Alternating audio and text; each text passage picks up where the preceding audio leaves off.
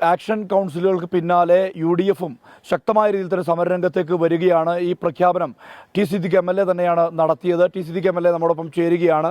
ഏത് സാഹചര്യത്തിലാണ് ഇങ്ങനൊരു സമരം എന്നുള്ള തരത്തിലേക്ക് പോകാനുള്ള കാരണം? ഒന്ന്, ഒരു ദുരന്തം നടന്ന സ്ഥലത്ത് ദുരന്ത നിവാരണ പ്രവർത്തനവും അതുപോലെ റീഹാബിലിറ്റേഷനും അവർക്ക് പുനരധിവാസം നടത്തണമെങ്കിൽ അതിനൊരു പ്രൈമറി ലിസ്റ്റ് ഉണ്ടാവണം. അതുണ്ടാക്കാനുള്ളതായ നടപടി 7 മാസക്കാലമായി ഒരു ലിസ്റ്റ് പോലും സർക്കാരിൻ്റെ പക്കൽ ഇന്നില്ല. അതേസമയം പഞ്ചായത്തും സർവകക്ഷിയും അവിടെ യോഗം ചേർന്ന് അവരുണ്ടാക്കിയ ഒരു ലിസ്റ്റ് അവിടെ നിൽക്കുകയാണ്. ആ ലിസ്റ്റ് സർക്കാർ ഇതുവരെ ഓപ്റ്റ് ചെയ്തിട്ടില്ല. സർക്കാരിൻ്റെതായിരിക്കുന്ന മൂവ്മെൻറ്റാണ് നടത്തുന്നത്. ആ മൂവ്മെൻറ്റിൻ്റെ ഭാഗമായി ഇതുവരെ ലിസ്റ്റ് പോലും പൂർത്തീകരിക്കാൻ അവർക്ക് സാധിച്ചില്ല. ഇപ്പോൾ ദുരന്തബാധിതരായ ആളുകൾ ജീവിക്കുന്നത് സന്നദ്ധ സംഘടനകളുടെ ഒരു സഹായത്തോടു കൂടിയാണ്. 300 രൂപ ദിനപത്ര കൊടുത്തിരുന്നു. ഞാൻ അസംബ്ലിയിൽ ഉൾപ്പെടെ ആവശ്യപ്പെട്ടതാണ്. ബഹുമാനപ്പെട്ട മുഖ്യമന്ത്രിയോട് ഇത് തുടരാൻ ആവശ്യമായ നടപടികൾക്ക് നേതൃത്വം കൊടുക്കണമെന്ന്. നിർഭാഗ്യവശാൽ ഈ ദുരന്തബാധിതരായ ആളുകൾ 3 മാസത്തിന് ശേഷം അവരുടെ ദിനപത്ര സമ്പൂർണ്ണമായി നിർത്തലാക്കിയിരിക്കുന്നു.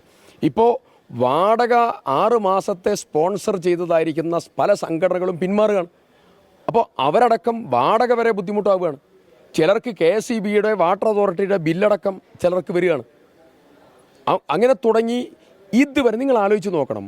6 മാസം കഴിഞ്ഞ് 7ാമത്തെ മാസം പൂർത്തീകരിക്കപ്പെടുന്ന ഈ സന്ദർഭത്തിൽ ഞാൻ ഗവൺമെൻറ്റിനോട് ചോദിക്കുന്നു, തുടർ ചികിത്സ വേണ്ട, സ്പൈനൽ ഇഞ്ചുറി, നട്ടലിന് പരിക്കേറ്റവർ, വെയിൻ പൊട്ടിയവർ, പ്ലാസ്റ്റിക് സർജറി വേണ്ടവർ, കയ്യും കാലും പൊട്ടിയവർ, ഗുരുതരമായ അസുഖമുള്ളവർ, ഇതൊക്കെ പറഞ്ഞത് ഈ ദുരന്തത്തിൻ്റെ ഭാഗമായ അതിനുശേഷം ഇവർക്ക് പല അസുഖങ്ങളും വന്നിട്ടുണ്ട്. അവർക്ക് കാർഡിയാക് അറസ്റ്റ് പോലെയുള്ള പല പ്രശ്നങ്ങളും വന്നിട്ടുണ്ട്. ഈ ആളുകൾ എവിടെ ചികിത്സക്ക് പോകും? ഇവരുടെ കയ്യിൽ പണമില്ലല്ലോ.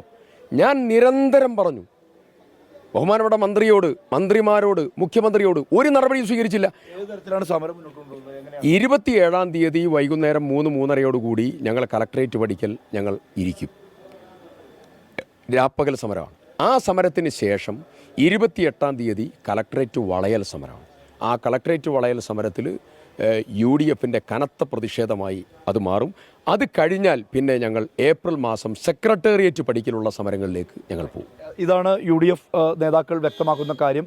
ഈ സമരം ഏറ്റെടുത്തുകൊണ്ട് ശക്തമായ രീതിയിൽ തന്നെ മുന്നോട്ട് വരാൻ ഉള്ള ഒരു നിലപാടാണ് UDF നേതാക്കൾ പങ്കുവയ്ക്കുന്നതും. അത്തരത്തിലേക്ക് പ്രക്ഷോഭം വ്യാപിപ്പിക്കും. കാരണം സർക്കാരിനെതിരെ വലിയ രീതിയിലുള്ള പ്രക്ഷോഭം എന്നുള്ള തരത്തിലേക്ക് ചൂരൽമല മുണ്ടക്കൈ വിഷയം ഉയർത്തിക്കൊണ്ടുവരാനാണ് UDF ശ്രമിക്കുന്നത്.